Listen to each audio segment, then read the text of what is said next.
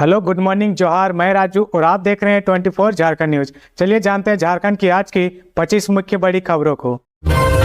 गिरिडीह में युवक की दिन दहाड़े चाकू मारकर हत्या, आक्रोशित लोगों ने किया सड़क जाम। गिरिडीह नगर थाना क्षेत्र के bank of India taxi stand के समीप बुधवार सुबह आधा दर्जन से अधिक लोगों ने एक युवक पर चाकू से वार कर उसकी हत्या कर दी। युवक की पहचान मुसाफिल थाना क्षेत्र के सीहोडी के रहने वाले छोटी कुमार के रूप में हुई है। घटना के बाद स्थानीय लोगों व परिजनों के सहयोग से युवक को इलाज के लिए नवजीवन नर्सिंग होम लाया गया, जहां चिकित्सकों ने युवक की गंभीर स्थिति को देखते हुए उसे बेहतर इलाज के लिए धनबाद रेफर कर दिया गया, लेकिन वहां पर इलाज के क्रम में उसकी मौत हो गई। इसके बाद आक्रोशित लोगों ने जिला परिषद कार्यालय के पास सड़क जाम कर दिया। वहीं मामले की सूचना मिलने के बाद नगर थाना पुलिस मौके पर पहुंची और मामले की छानबीन में जुट गई है। मिली जानकारी के अनुसार सीहोडी का रहने वाला छोटी कुमार नामक युवक सुबह करीब 8:30 बजे गिरिडीह नगर थाना क्षेत्र के बैंक ऑफ इंडिया के समीप स्थित टैक्सी स्टैंड के पास खड़ा था। घटना के बाद इलाके में कुछ देर के लिए अफरा तफरी का माहौल उत्पन्न हो गया। युवकों ने युवक के ऊपर चाकू से वार किया, जिसके कारण वह सड़क पर गिर गया। वारदात को अंजाम देने के बाद सभी युवक मौके से भागकर फरार हो गए। इधर घटना को देख काफी संख्या में लोगों की भीड़ उमड़ पड़ी। इसके बाद इसकी सूचना जब नगर थाना पुलिस को हुई तो सबसे पहले घटनास्थल पर जाकर आसपास के लोगों से मामले की जानकारी ली और आगे की छानबीन में जुट गई है। फिलहाल वह आसपास में लगे सीसीटीवी फुटेज खंगालने में जुट गई है। मंत्री आलमगीर आलम को ईडी ने किया गिरफ्तार। मंत्री आलमगीर आलम को ईडी ने बुधवार को गिरफ्तार कर लिया है। उनको दूसरे दिन भी ईडी के दफ्तर में पूछताछ के लिए बुलाया गया था। बुधवार को ईडी के अधिकारियों ने उनसे लगभग 7 घंटे की लंबी पूछताछ की। पूछताछ के बाद उनको गिरफ्तार कर लिया गया। वहीं कल भी अधिकारियों ने उनसे पूछताछ की थी। कल मंत्री आलमगीर आलम से 9 घंटे तक पूछताछ की गई थी। बता दें कि मंत्री आलमगीर आलम से ईडी की टीम उनके पीएस संजू लाल के नौकर जहांगीर के आवास से 35 करोड़ की राशि कैश मिलने के मामले में पूछताछ कर रही है। पीएस संजू लाल के प्रोजेक्ट भवन स्थित उनके चैम्बर से भी 2 लाख रुपए कैश बरामद किए गए थे। गौरतलब है कि मंत्री पीएस संजू लाल के नौकर जहांगीर आलम के घर से 35 करोड़ रुपए की बरामदगी के मामले में पूछताछ के लिए ईडी ने आलमगीर आलम को 12 मई को समन भेजा था। आलमगीर आलम ने नोटिस मिलने के बाद कहा था कि वह ईडी के सवालों का जवाब देंगे। पीएस संजू लाल के बारे में पूछने पर आलमगीर आलम ने कहा था कि संजू लाल इससे पहले भी 2-3 विधायकों के साथ काम कर चुके हैं। उनके अनुभव के आधार पर उन्होंने अपना पीएस बनाया था। बता दें कि पिछले दिनों आलम के पीएस संजू लाल और सहायक जहांगीर आलम को ईडी ने गिरफ्तार किया था। इनके घरों से नोटों के पहाड़ मिले थे। दोनों को 7 मई को गिरफ्तार किया गया था। बाद में 14 मई को उनकी हिरासत फिर से बढ़ा दी गई। इसी मामले में ईडी झारखंड के मंत्री आलमगीर आलम से पूछताछ कर रही थी। गिरिडीह में 13,000 घूस लेते धराया डाक सेवक, सीबीआई को आपत्तिजनक दस्तावेज में मिले। सीबीआई ने गिरिडीह के मुंड्रो शाखा डाकघर के एक ग्रामीण डाक सेवक को रुपए की रिश्वत लेते हुए गिरफ्तार किया है। सीबीआई ने शिकायतकर्ता से 13,000 रिश्वत लेते डाक सेवक को गिरफ्तार किया है। सीबीआई ने पीड़िता की शिकायत के आधार पर आरोपी के विरुद्ध मामला दर्ज किया है। दरअसल शिकायतकर्ता का आरोप है कि मुंड्रो उप डाकघर में अनुकूल निरीक्षण रिपोर्ट जारी करने के लिए आरोपी ने 25,000 घूस मांगा था। इसके बाद सीबीआई ने जाल बिछाकर आरोपी को शिकायतकर्ता से 13,000 रिश्वत लेते हुए पकड़ लिया। पोस्ट मास्टर के आधिकारिक एवं आवासीय परिसरों में तलाशी ली गई, जिसमें आपत्तिजनक दस्तावेज बरामद हुए हैं। आरोपी ग्रामीण डाक सेवक को गिरफ्तार कर लिया गया है। खबरों में आगे बढ़ने से पहले अगर अभी तक आपने इस चैनल को सब्सक्राइब नहीं किया तो प्लीज सब्सक्राइब कर ले, जिससे झारखंड की हर छोटी सी बड़ी खबर की अपडेट आप तक पहुंचता रहे। पीएम नरेंद्र मोदी का झारखंड दौरा 19 मई को घाटशिला में करेंगे चुनावी सभा। प्रधानमंत्री नरेंद्र मोदी 19 मई को झारखंड आएंगे। वे जमशेदपुर लोकसभा क्षेत्र के घाटशिला में चुनावी सभा को संबोधित करेंगे। प्रधानमंत्री अब तक झारखंड में 4 चुनावी सभा व राजधानी में रोड शो कर चुके हैं। उनकी चाईबासा, पलामू, गुमला व चतरा व गिरिडीह में चुनावी सभा हो चुकी है। प्रधानमंत्री नरेंद्र मोदी व गृह मंत्री के झारखंड दौरे को लेकर प्रदेश बीजेपी ने तैयारी शुरू कर दी है। कार्यक्रम को लेकर पार्टी नेताओं को जिम्मेदारी सौंपी गई है। वहीं केंद्रीय गृह मंत्री अमित शाह 2 दिवसीय झारखंड दौरे पर रांची आएंगे। बीजेपी खेमे से मिली खबरों में बताया गया कि वे रांची में रोड शो और बोकारो में चुनावी सभा को संबोधित करेंगे। अमित शाह 17 मई को सांसद और बीजेपी प्रत्याशी संजय सेठ के पक्ष में रांची के चुटिया में रोड शो करेंगे। साथ ही लोगों से बीजेपी प्रत्याशी के पक्ष में वोट देने की अपील करेंगे। वहीं 18 मई को बोकारो में चुनावी सभा को संबोधित करेंगे। गौरतलब है कि इससे पहले अमित शाह ने झारखंड में पहली बार देश के 4थे चरण के चुनाव से पहले खूंटी में चुनावी सभा की थी।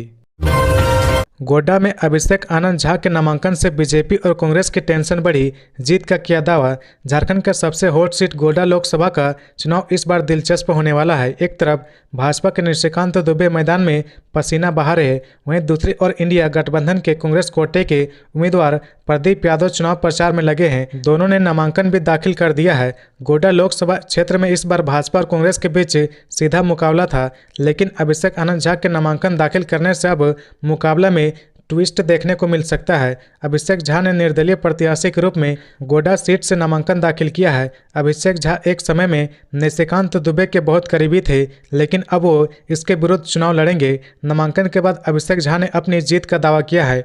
नामांकन के लिए देवघर से गाड़ियों के काफिला के साथ गोड्डा पहुंचने पर क्षेत्र में चर्चा का विषय बना हुआ है। अभिषेक आनंद झा बिहार के पूर्व मुख्यमंत्री विनोदानंद झा के पापोत्र हैं। उनकी राजनीतिक विरासत को आगे बढ़ाते हुए उन्होंने गोड्डा से निर्दलीय उम्मीदवार के रूप में नामांकन दाखिल किया है। अभिषेक आनंद झा बीजेपी के पुराने और समर्पित नेता रहे हैं। 2009 में मधुपुर विधानसभा सीट से बीजेपी ने उन्हें उम्मीदवार भी बनाया था। बीजेपी से टिकट नहीं मिलने के बाद वो निर्दलीय उम्मीदवार के रूप में मैदान में कूद गए हैं।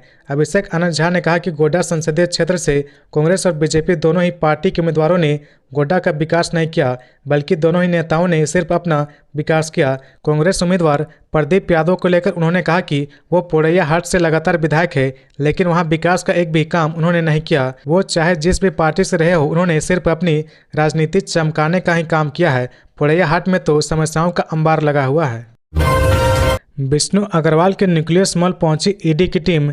झारखंड के बड़े कारोबारी विष्णु अग्रवाल के न्यूक्लियस मॉल में ईडी का सर्वे हो रहा है। विष्णु अग्रवाल पिछले दिनों निर्मला सीतारमण से मिले थे। बुधवार को रांची जोनल की ईडी की टीम न्यूक्लियस मॉल के सर्वे के लिए पहुंची। विष्णु अग्रवाल इस मॉल के मालिक है। जमीन घोटाला मामले में उनसे एक बार ईडी की टीम पूछताछ कर चुकी है। न्यूक्लियस मॉल में तैनात सुरक्षाकर्मी और अन्य लोगों का कहना है कि उन्हें इसकी जानकारी नहीं है। यह पूछने पर कि क्या मॉल में ईडी की कोई टीम पहुंची है, सिक्योरिटी गार्ड्स ने कहा कि ऐसी कोई बात नहीं। हालांकि न्यूक्लियस मॉल के बाहर कई गाड़ियां खड़ी है। एक कार पर भारत सरकार वित्तीय मंत्रालय लिखा हुआ है। एक और सफेद कार खड़ी है जिस पर सीओ टाउन लिखा हुआ है। अंचल अधिकारी की अगुवाई में और प्रवर्तन निदेशालय ऑफिसर की मौजूदगी में न्यूक्लियस मॉल की मापी की गई। मॉल के नीचे मापी करने के बाद अधिकारियों का दल अंचल के कर्मचारी के साथ ऊपर गई। इस दौरान पत्रकारों को ऊपर जाने से रोक दिया गया। बताया जा रहा है कि ईडी की टीम ने विष्णु अग्रवाल के मालिकाना हक वाले न्यूक्लियस मॉल का बुधवार को असेसमेंट शुरू किया। पिछले दिनों विष्णु अग्रवाल का वित्त मंत्री निर्मला सीतारमण के साथ एक फोटो वायरल हुआ था, जिसके बाद राजनीतिक दलों ने उस पर सवाल खड़े किए थे। तभी से विष्णु अग्रवाल एक बार फिर चर्चा में आ गए थे। विष्णु अग्रवाल को पिछले साल प्रवर्तन निदेशालय ने गिरफ्तार भी किया था।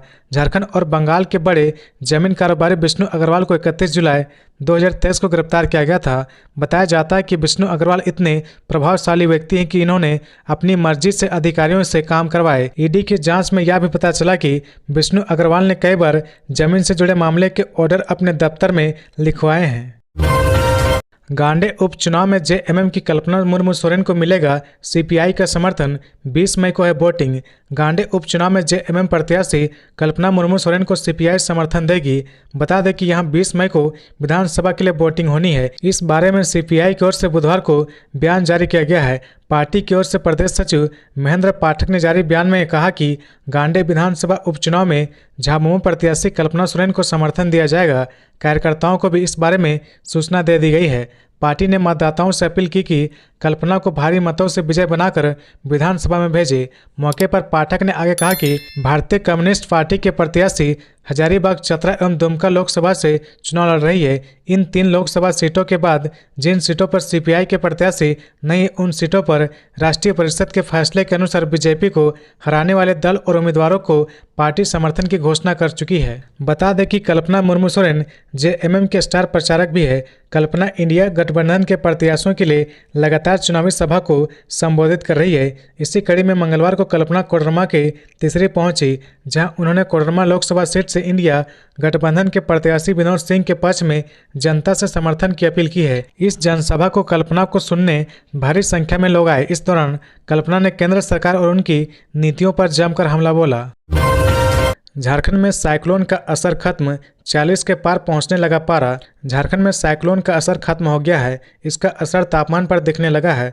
बादल छट गए जिससे राजधानी का तापमान भी चढ़ने लगा है। कई जिलों का अधिकतम तापमान 40 डिग्री सेल्सियस के पार पहुंच गया है। सबसे अधिक करीब 41 डिग्री सेल्सियस तापमान डाल्टनगंज का रिकॉर्ड किया गया। संथाल परगना के करीब सभी जिलों का अधिकतम तापमान 40 या उससे अधिक हो गया है। रांची मौसम विज्ञान केंद्र का अनुमान है कि यहां धीरे धीरे तापमान और बढ़ेगा। राजधानी रांची का अधिकतम तापमान भी 3 से 4 डिग्री सेल्सियस बढ़ सकता है। 20 मई को संथाल परगना इलाके में बारिश हो सकती है। वहां गरज के साथ हल्की बारिश का अनुमान है। शेष राज्यों में आकाश में हल्के बादल छाए रहेंगे। मौसम शुष्क रहेगा। 17 और 18 मई को राजधानी का अधिकतम तापमान 40 डिग्री सेल्सियस या इससे अधिक हो सकता है। न्यूनतम तापमान भी 26 डिग्री सेल्सियस या इससे अधिक रहने का अनुमान है। और आधुनिक बनेगा झारखंड अग्निशमन विभाग, मिलेंगे 13 नए वाहन। झारखंड के अग्निशमन विभाग और आधुनिक होने वाला है। आग का मुकाबला करने के लिए विभाग में और 13 नए वाहन जुड़ने वाले हैं। इसे लेकर 4 सदस्यीय टीम को वाहन के निरीक्षण के लिए महाराष्ट्र भेजा गया है। उम्मीद जताई जा रही कि जून महीने में सभी 13 दमकल वाहन झारखंड अग्निशमन विभाग के मुख्यालय में आ जाएगी। बता दें कि वर्तमान समय में पड़ रही भीषण गर्मी के कारण आग लगने की घटना में काफ़ी बढ़ोतरी हुई है, जिससे मुकाबला करने के लिए और वाहनों को जोड़ा जा रहा। मिली जानकारी के अनुसार पिछले 1 साल से फायर ब्रिगेड के लिए 3 हाइड्रोलिक प्लेटफॉर्म खरीदने की प्रक्रिया चल रही है। वर्तमान में राज्य में फायर ब्रिगेड के पास छोटे बड़े मिलाकर कुल 129 फायर टेंडर हैं।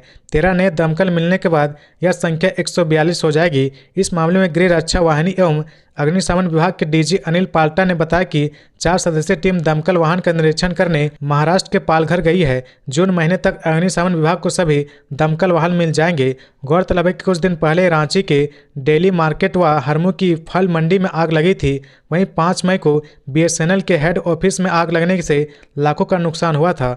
बता दें कि शहर अव्यवस्थित तरीके से बसा है, जिसकी वजह से बड़े दमकल से कई जगहों पर आग बुझाने में परेशानी होती है। इसलिए फायर ब्रिगेड अब छोटे फायर टेंडर और मोटरसाइकिल फायर टेंडर की खरीद पर भी जोर दे रहा है। इसकी प्रक्रिया भी जारी है। अमित शाह 17 मई को 2 दिवसीय दौरे पर आएंगे झारखंड। रांची में रोड शो और बोकारो में चुनावी सभा करेंगे। गृह मंत्री अमित शाह 17 मई को 2 दिवसीय झारखंड दौरे पर रांची आएंगे।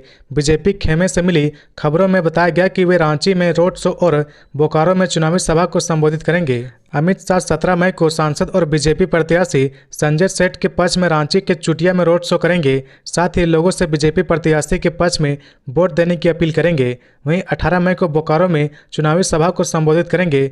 गौरतलब है कि इससे पहले अमित शाह ने झारखंड में पहले व देश के 4थे चरण के चुनाव से पहले खूंटी में चुनावी सभा की थी। इधर 19 मई को प्रधानमंत्री नरेंद्र मोदी झारखंड पहुंचेंगे। वह जमशेदपुर लोकसभा क्षेत्र के घाटशिला में चुनावी सभा को संबोधित करेंगे। प्रधानमंत्री अब तक झारखंड में 4 चुनावी सभा व राजधानी रांची में रोड शो कर चुके हैं। उनकी चाईबासा, पलामू, गुमला, चतरा व गिरिडीह में चुनावी सभा हो चुकी है। प्रधानमंत्री नरेंद्र मोदी व गृह मंत्री के झारखंड दौरे को लेकर प्रदेश बीजेपी ने तैयारी शुरू कर दी है। कार्यक्रम को लेकर पार्टी नेताओं को जिम्मेदारी सौंपी गई है। झारखंड में दूसरे चरण के चुनाव के लिए गुरुवार से शुरू होगी पोस्टल वोटिंग। झारखंड में चुनाव के दूसरे और तीसरे चरण के लिए पोस्टल वोटिंग 16 मई से शुरू होगी। दूसरे चरण में 20 मई को चतरा, कोडरमा व हजारीबाग में और तीसरे चरण में 25 मई को रांची, गिरिडीह, धनबाद व जमशेदपुर में मतदान होगा। चुनाव कार्य में लगे कर्मचारी, मतदान कर्मी, सुरक्षाकर्मी, माइक्रो ऑब्जर्वर, सेक्टर मजिस्ट्रेट और मीडिया कर्मी पोस्टल वोटिंग कर सकेंगे। वहीं रांची लोकसभा क्षेत्र के 85 साल से अधिक उम्र वाले और दिव्यांग मतदाताओं के लिए 15 से 21 मई तक होम वोटिंग होगी। पोस्टल वोटिंग के लिए 3 सुविधा केंद्र और 1 डाक मतदान केंद्र बनाए गए हैं। सुविधा केंद्रों पर चुनाव कार्य में लगे कर्मचारी वोटिंग करेंगे। वहीं डाक मतदान केंद्र पर जरूरी सेवा में लगे कर्मचारी वोट डालेंगे। बीजेपी की शिकायत लेकर निर्वाचन आयोग पहुंचे जेएमएम कांग्रेस, आचार संहिता उल्लंघन का लगाया आरोप। बीजेपी की शिकायत लेकर जेएमएम कांग्रेस ने निर्वाचन आयोग में शिकायत की है। विपक्षी पार्टियों ने मुख्य निर्वाचन पदाधिकारी के रवि कुमार से मिलकर बीजेपी पर आचार संहिता उल्लंघन का आरोप लगाया है। इसे लेकर दोनों दलों के संयुक्त प्रतिनिधि मंडल ने मंगलवार को इस संबंध में एक ज्ञापन सौंपा और कार्रवाई करने की मांग की। प्रदेश कांग्रेस कमेटी के मीडिया चेयरमैन सतीश पॉल मुंजाने ने मुख्य निर्वाचन पदाधिकारी को बताया कि सिंहभूम के मंझारी प्रखंड, बालाजोरी ब्लॉक, सुनुआ, डुमरगाड़ी और सुरुंद खूंटी में भाजपा के पोलिंग एजेंट ने चुनाव चिन्ह और मोदी की फोटो वाली पर्ची लेकर लोगों को बांटा। यह आचार संहिता का उल्लंघन है। मीडिया चेयरमैन सतीश पल मुंजानी ने बताया कि पत्र में लिखा गया कि बीजेपी 4 चरणों में अपनी हार को देखते हुए इस तरह का कदम उठा रही है। झारखंड में और 3 चरणों का चुनाव अभी बाकी है, इसलिए निर्वाचन आयोग से हमारी मांग है कि इस तरह की घटना की पुनरावृत्ति न हो। जिन्होंने इस तरह का काम किया है उनके विरुद्ध कार्रवाई की जाए ताकि लोकतंत्र में लोगों का भरोसा बना रहे। बता दें कि लोकसभा चुनाव के चौथे चरण में झारखंड में कुल 4 सीटों पर वोटिंग हुई। इसमें लोहरदगा, पलामू, सिंहभूम और खूंटी शामिल है। गोड्डा में एक तस्वीर पर मचा बवाल, बीजेपी पर लगाए जा रहे ओबीसी के अपमान का आरोप, भाजपा नेता दे रहे सफाई। गोड्डा जिले में अगड़ा बनाम पिछड़ा की राजनीति शुरू हो गई है। कांग्रेस और बीजेपी मोर्चा के लोग भाजपा पर पिछड़ों की अनदेखी करने का आरोप लगा रहे, वहीं भाजपा की ओर से इन आरोपों का जवाब दिया जा रहा। दरअसल बीजेपी प्रत्याशी निशिकांत दुबे के नामांकन के दौरान एक तस्वीर ने सियासी बवाल मचा दिया है। निशिकांत दुबे के नामांकन के दिन गोड्डा में रोड शो के लिए रथ की व्यवस्था की गई थी। रथ पर राजनाथ सिंह, निशिकांत दुबे और उनकी पत्नी अनुकांत दुबे सवार थे, लेकिन उसी तस्वीर में गोड्डा विधायक अमित मंडल, देवघर विधायक नारायण दास और पूर्व विधायक अशोक भगत सभी रथ के नीचे भीड़ में घूमते दिखे। इधर इस मामले को लेकर ओबीसी मोर्चा ने पूरे मामले को तुल देते हुए कहा कि यह समाज के लोगों का अपमान है। अब ये मुद्दा राजनीतिक होने लगा है। बीजेपी अपने तरीके से कह रही कि बीजेपी ओबीसी का अपमान नहीं करती है। जो लोग भाजपा की संस्कृति को नहीं जानते हुए ऐसा ही बात करते हैं। वहीं राष्ट्रीय ओबीसी मोर्चा के जिला अध्यक्ष राजकुमार भगत द्वारा लगाए गए आरोपों को राजनीति से प्रेरित बताया गया है, जिसमें कहा गया कि यह पिछड़ा वर्ग का अपमान। इस पूरे मामले पर सांसद निशिकांत दुबे ने भी राजकुमार भगत को ब्लैकमेलर बताया है। वहीं ओबीसी मोर्चा के प्रदेश उपाध्यक्ष प्रेम नंदन मंडल ने कहा कि मंच पर राजनाथ सिंह के साथ विधायक का नहीं होना उनका अपमान है। बीजेपी हमेशा से ओबीसी का अपमान करती रही है। हेमंत बिस्वा शर्मा ने कहा, करप्शन में नंबर 1 बना झारखंड, ये कलंक मिटाने का संकल्प लेकर बीजेपी को वोट दे। रजरप्पा में बीजेपी ने जनसभा का आयोजन किया था, जहां मुख्य अतिथि के तौर पर असम के मुख्यमंत्री हेमंत बिस्वा शर्मा पहुंचे थे। उन्होंने लोगों को संबोधित किया और कहा कि कांग्रेस मुसलमान को रिजर्वेशन दे रही। हमारे भारत में धर्म के आधार पर आरक्षण नहीं हो सकता। भारत में आरक्षण का हक मुसलमान को नहीं मिल सकता। हमें इस बार 400 सीट चाहिए। यहाँ भी 3 करोड़ जनता है और असम में भी। यह राज्य खनिज संपदा से भरा हुआ है। यह राज्य देश का नंबर 1 राज्य डेवलपमेंट में बन सकता है, लेकिन यह भ्रष्टाचार के मामले में नंबर 1 बन गया है। यहाँ नौकर के घर से 35 करोड़ रुपए कैश मिलता है। अगर ईडी सीबीआई नहीं होते तो कांग्रेस के सांसद के पास से 350 करोड़ कहां से मिलता। हमें 400 सीट चाहिए। हमें ईडी सीबीआई चाहिए ताकि जिन लोगों के घरों में अभी भी पैसा है वह भी निकाला जाए। मैं जब मुख्यमंत्री बना तो मोदी जी ने मुझसे कहा कि तुम्हें 1 लाख नौकरी देना पड़ेगा। पहले साल में मेरे दिमाग में आया कि मैं 1 लाख नौकरी कैसे दूंगा, लेकिन मैंने 1 साल में ही नौकरी दिया। न पेपर लीक हुआ, न कोर्ट में मामला फंसा। हेमंत सोरेन भी इसी वादे के साथ आए थे, लेकिन किसी को नौकरी नहीं मिला। उन्होंने कहा कि ये खनिज संपदा यहाँ का नेता लोग खा रहे, झारखंड के युवाओं को कुछ नहीं मिल रहा। ये सांसद का चुनाव तो शुरुआत है। 6 महीने बाद जब विधानसभा का चुनाव होगा उसमें भी बीजेपी की सरकार बनानी होगी। झारखंड में केजी से लेकर 8वीं तक की कक्षाएं दोपहर 11:30 बजे तक चलेगी। झारखंड में गर्मियों के मौसम में तापमान में उतार चढ़ाव को देखते हुए स्कूली शिक्षा एवं साक्षरता विभाग ने स्कूलों की टाइमिंग में बड़ा बदलाव किया है। आदेशानुसार अब से केजी से लेकर 8वीं तक की कक्षा सुबह 7 बजे से दोपहर 11:30 बजे तक चलेगी। वहीं कक्षा 9 से ऊपर की कक्षाएं सुबह 7 बजे से दोपहर 12 बजे तक चलेगी। स्कूली शिक्षा विभाग ने बताया कि गर्मियों की छुट्टी की समाप्ति के बाद क्लासेस पूर्व निर्धारित कार्यक्रम के मुताबिक ही चलेगी। यह आदेश तत्काल प्रभाव से लागू होगा। गौरतलब है कि इस बार झारखंड में भीषण गर्मी पड़ रही।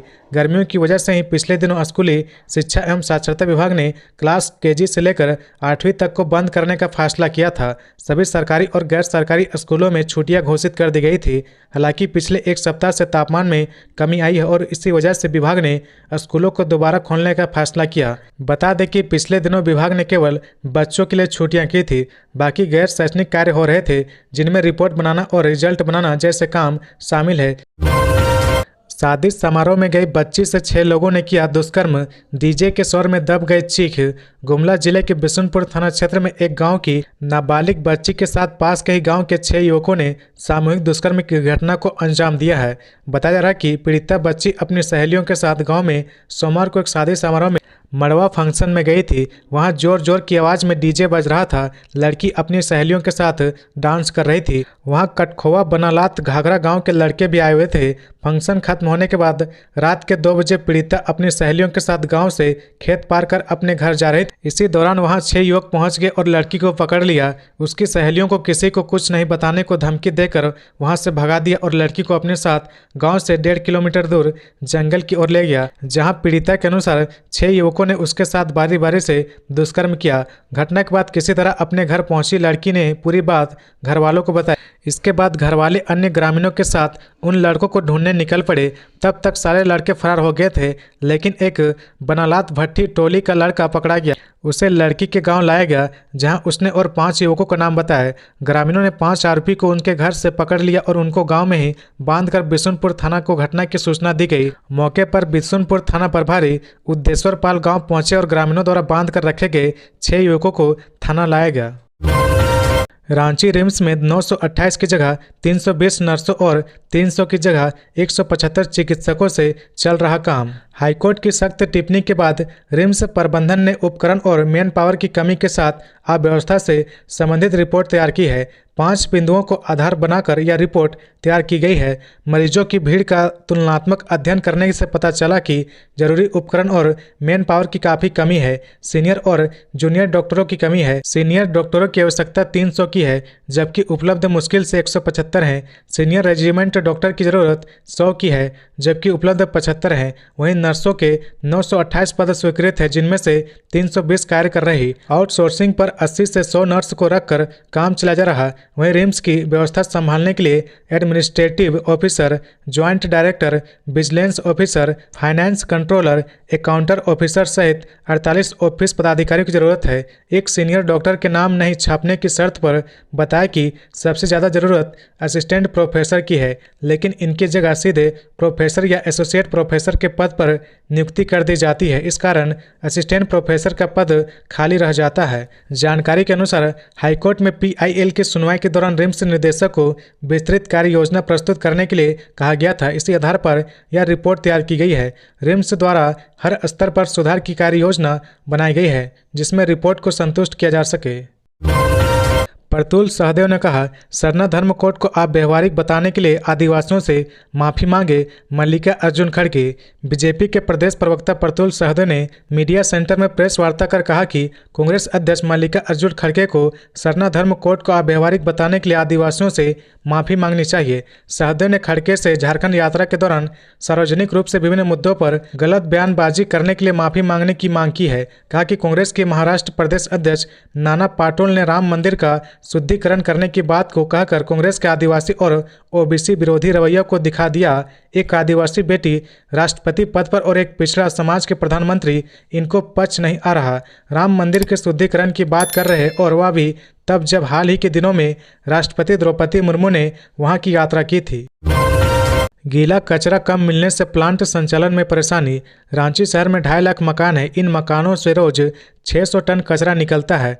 घरों से निकलने वाले इस कचरे का निष्पादन बेहतर तरीके से हो, इसके लिए नगर निगम ने झिरी में गीला कचरा के निस्तारण के लिए प्लांट लगाया है। वर्तमान में 150 टन की क्षमता वाले इस प्लांट को चलाने के लिए निगम को रोज कम से कम 50 टन गीला कचरा की जरूरत है।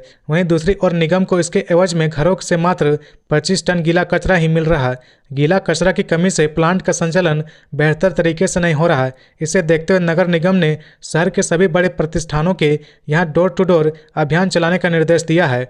नगर निगम द्वारा हाल ही में शहर के व्यावसायिक प्रतिष्ठानों का सर्वे कराया गया। इस सर्वे में यह बात सामने आई कि main road, Harmu road, Bariatu road सहित रातू रोड के बड़े प्रतिष्ठान अपने कचरे को पिगरी को दे देते हैं। नतीजा रांची नगर निगम के कूड़ा वाहनों को गीला कचरा नहीं मिलता है। शहर के बड़े प्रतिष्ठान अपने यहां से निकलने वाले गीला कचरा को निगम को ही दे। इसके लिए निगम द्वारा 408 प्रतिष्ठानों की सूची बनाई गई है। वे प्रतिष्ठान है जहां से निगम को गीला कचरा नहीं मिलता है। इन प्रतिष्ठानों को समझाने के लिए 48 टीम का गठन भी किया गया है। अगले 1 महीना तक निगम की टीम ऐसे प्रतिष्ठानों को समझाएगी कि वह अपने यहां से निकलने वाले गीला कचरा को निगम को ही दे, नहीं तो निगम ऐसे प्रतिष्ठानों पर विधि सम्मत कार्रवाई करेगा। इसके लिए नगर निगम की ओर से टीम को जरूरी दिशा निर्देश दिए गए हैं। सुदेश महतो ने कहा, लेबर स्टेट बनकर रह गया झारखंड, युवा झेल रहे पलायन का दंश। आजसू सुप्रीमो सुदेश कुमार महतो ने तेनूघाट में आयोजित गोमिया विधानसभा स्तरीय युवा संवाद कार्यक्रम में कहा कि झारखंड लेबर स्टेट बनकर रह गया, युवा पलायन का दंश झेल रहे। सुदेश महतो ने कहा, सरकार की विकास विरोधी नीतियों के चलते राज्य के युवा बेरोजगारी और पलायन का दंश झेल रहे। लाखों युवा जीवन यापन के लिए दूसरों प्रदेशों में पलायन को मजबूर है, जिसमें अधिकतर युवा आदिवासी, दलित और पिछड़ा वर्ग से हैं। युवा राज्य में आवश्यक राजनीतिक परिवर्तन के वाहक है। कहा कि सरकार के पास युवाओं की बेहतरी के लिए कोई प्लान नहीं है। साल में 5 लाख नौकरी का वादा कर सत्ता में आने वाले लोग पिछले 5 सालों में 10,000 नौकरियों का आंकड़ा पार नहीं कर पाए हैं। सुदेश महतो ने कहा कि झारखंड आंदोलन को मुकाम तक पहुंचाने में आजसू की युवा साथियों ने महत्वपूर्ण भूमिका निभाई थी। आज राज्य की नव निर्माण की घड़ी में आजसू के साथ ही युवा आजसू का भी योगदान अहम है। युवाओं के जोश, विचार, साथ और विश्वास के साथ हम नव निर्माण की पटकथा लिखेंगे। राजनीति में युवा शक्ति, युवा सोच के साथ सकारात्मक बदलाव लाने की हमारी तैयारी है। गिरिडीह लोकसभा समेत राज्य की सभी 14 पर एनडीए की जीत सुनिश्चित करने में युवाओं की भूमिका सबसे जरूरी है। युवाओं के ऊपर स्वयं मतदान करने के साथ ही अन्य लोगों को भी मतदान के प्रति जागरूक करने की भी जिम्मेदारी है। धनबाद की सड़कों पर दूसरे गोला का प्राणी लोगों को मतदान के लिए कर रहा जागरूक। मतदान प्रतिशत बढ़ाने को लेकर जिला प्रशासन लगातार अलग अलग तरीके से लोगों को जागरूक कर रही है। इसे लेकर कई तरह के आयोजन किए जा रहे हैं। इसी क्रम में कला संस्कृति मंच की तरफ से अनूठी पहल की गई है। इस पहल के तहत एक कलाकार फिल्म पीके में निभाए गए अभिनेता आमिर खान के कैरेक्टर का भेष बनाकर लोगों को जागरूक कर रहा। पीके का भेष बनाए कलाकार गणेश तुरी ने बताया कि लोगों के पास जाकर वे अपील कर रहे कि पहले मतदान फिर जलपान, ताकि लोकतंत्र मजबूत हो सके। साथ ही उन्होंने कहा कि 25 मई को धनबाद में मतदान है, इसलिए लोगों को जागरूक कर रहे हैं, क्योंकि कम लोग ही मतदान के लिए निकलते हैं। यह आपका अधिकार है, मतदान जरूर करें। बताते चले कि पिछले चुनाव में धनबाद लोकसभा के झरिया और धनबाद विधानसभा क्षेत्र में राज्य में सबसे कम मतदान हुआ था। कम मतदान होने के बाद यहां के अधिकारी काफ़ी चिंतित हैं। जिला प्रशासन की तरफ से वह तमाम कार्य किए जा रहे हैं जिससे कि मतदान प्रतिशत बढ़ाया जा सके। बॉलीवुड फिल्म पीके का किरदार पीके काफ़ी लोकप्रिय है। पीके की लोकप्रियता के कारण ही उसके भेष में लोगों के बीच जाकर मतदान करने के लिए जागरूक किया जा रहा है। यह पीके जहां भी जाता है लोग इसे देखने के लिए जरूर खींचे चले आते हैं। लोगों को मतदान के लिए जागरूक करने की वह काफ़ी अच्छा काम भी कर रहा है। तो ये थी आज की झारखंड की टॉप बड़ी खबरें। इसी तरह झारखंड की हर छोटी सी बड़ी खबर देखने के लिए आप हमारे चैनल 24 झारखंड न्यूज को सब्सक्राइब करके बेल आइकन प्रेस कर ले, जिससे झारखंड की हर छोटी सी बड़ी खबर की अपडेट आप तक पहुंचता रहे। तो आज के लिए बस इतना ही। हमें दीजिए इजाज़त, फिर मिलते हैं नेक्स्ट न्यूज में।